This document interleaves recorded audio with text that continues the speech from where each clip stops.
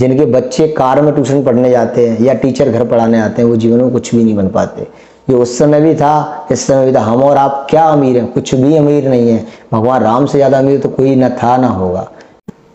किसी ने क्या खूब कहा है कि मेहनत करोगे तो जीवन में बनोगे और बर्बाद करोगे तो जीवन में मरोगे। नमस्कार मित्रों, मैं आपका अपना दोस्त मोहित बघेल। कैसे हैं आप सभी? उम्मीद है कि आप बहुत अच्छे होंगे। आज का हमारा टॉपिक है समझदारी को लेकर। आज मैं दो मित्रों की कहानी को लेकर बताऊंगा कि समझदारी क्या होती है। एक मित्र है, वो बहुत अमीर था, सोनू नाम का व्यक्ति।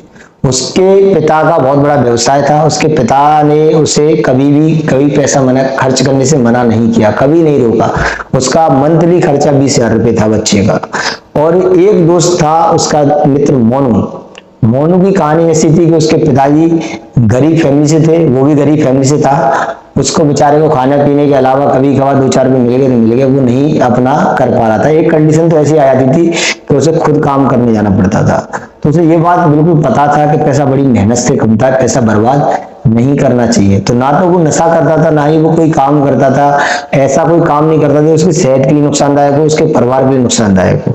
हमेशा समझदारी से काम लेता था। लेकिन वो बच्चा था, थोड़ा सा मैच्योर नहीं था, तो इस बात को कहता था कि मैं गरीब हूँ, मेरा दोस्त अमीर है, वो बहुत अच्छा है, वो ऐश मौज करता है। तो ये बात उसने अपने स्कूल में गुरुजी से कहा कि गुरुजी, मेरे पास पैसा नहीं है और मैं इतना कमजोर हूं, इससे ऊपर वाले ने मेरे साथ बहुत गलत किया है कि मेरे पास पैसा नहीं है, मैं अपना कहीं भी घूम नहीं पाता, कुछ भी ऐश मौज नहीं कर पाता। और मेरा दोस्त है सोनू, वो पर मंथ 20,000 रुपये खर्च कर देता है। उस पर इतना पैसा, उसे टेंशन नहीं, 20-20 हजार रुपये खर्च कर देता है। तो उसके गुरु ने उसे समझाया कि बेटा देखो, तुम काम कर चुके, तुम्हें पता है पैसा बनाना कितना मुश्किल है। अगर तुम्हारा काम भी छूट जाएगा तब भी तुम पैसा फालतू बर्बाद नहीं करोगे, क्योंकि तुम्हें पता है कि पैसा बनाना बहुत मुश्किल है। लेकिन तुम्हारा मित्र अमीर है, उसके पिता के पास बहुत पैसा है, उसके पिता ने उसे बिगाड़ रखा है। उसे 20,000 पर मंथ खर्च करने की आदत है, लेकिन 20 रुपए बनाने की आदत नहीं है। और तुम वर्किंग करके आए, तुम्हें 5,000 महीने की वर्किंग करने की आदत है, तुम 5,000 बना चुके हो, तुम्हें 5 रुपए खर्च करने की आदत नहीं है। तो इससे तो सीधा सीधा साबित होता है कि तुम्हारा भविष्य बहुत अच्छा होगा, तुम खुद के बल पर कुछ अच्छा कर सकेंगे। लेकिन तुम्हारे मित्र का भविष्य पिता तक सीमित है, पिता के बाद उसका भविष्य बर्बाद होगा। और ये कहावत मित्रों आपने भी सुनी होगी कि पूत कपूत तो क्यों धन संचय, पूत सपूत तो क्यों धन संचय। अगर औलाद अच्छी है तो पैसा कमाने की क्या जरूरत है, क्योंकि औलाद इतनी अच्छी है कि वो कमा लेगी, खा लेगी और आपको भी खिला देगी। और अगर औलाद खराब है तो पैसा कमाने की क्या जरूरत है। आप पैसा स्टोर करके चले जाएंगे तो पैसा बर्बाद कर देगा। मैं कहूंगा मित्रों, बच्चों की दिशा बदलो, दशा नहीं। दिशा अच्छी होगी, दशा वो खुद बना लेंगे। लेकिन आप दशा बदल के चले जाएंगे ना, तो दशा बदल के चले जाएंगे तो उस दशा में वो और ज्यादा धंस जाएंगे।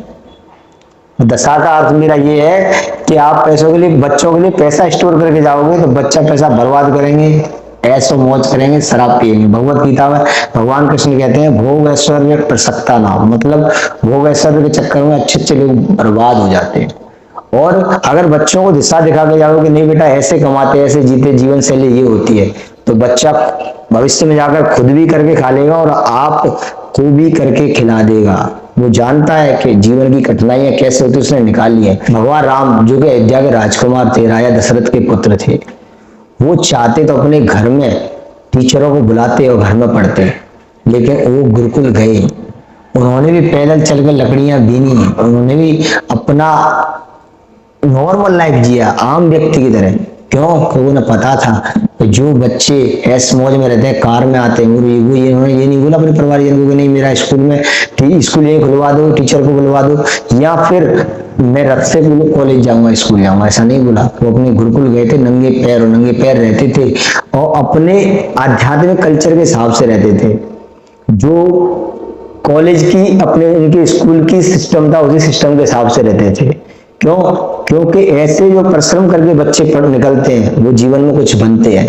जिनके बच्चे कार में ट्यूशन पढ़ने जाते हैं या टीचर घर पढ़ाने आते हैं, वो जीवन में कुछ भी नहीं बन पाते। ये उस समय भी था, इस समय भी था। हम और आप क्या अमीर हैं? कुछ भी अमीर नहीं है। भगवान राम से ज्यादा अमीर तो कोई न था ना होगा।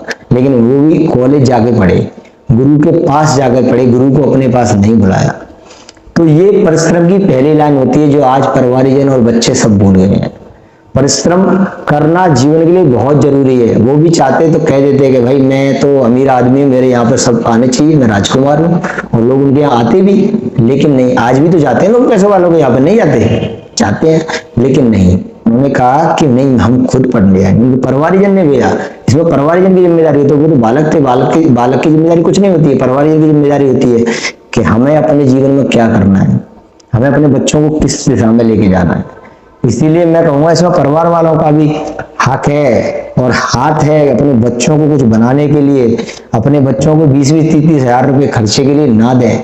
सोनू और मोनू की कहानी से सीखें, बच्चों को अच्छी लाइफ स्टाइल दें, अच्छा जीना सिखाएं, अच्छा खाना दें, लेकिन बच्चों को 20-30 हजार रुपए खुद की सेल्फ खर्चे के लिए ना दें, जिसमें आपको पता भी ना हो कि बच्चा क्या खा रहा है और क्या खर्च कर रहा है।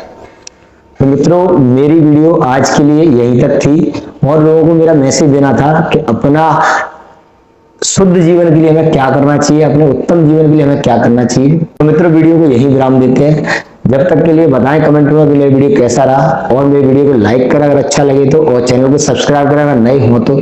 साइड में बेल आइकन है उसे जरूर दबाएं, जिससे कि मुझे मोटिव मिलता रहे, और कमेंट में जरूर बताएं कि वीडियो कैसा रहा, जिससे मुझे मोटिव मिलता रहे, मैं और आपके लिए अच्छी अच्छी वीडियो लेके आता रहूं। हरे कृष्णा।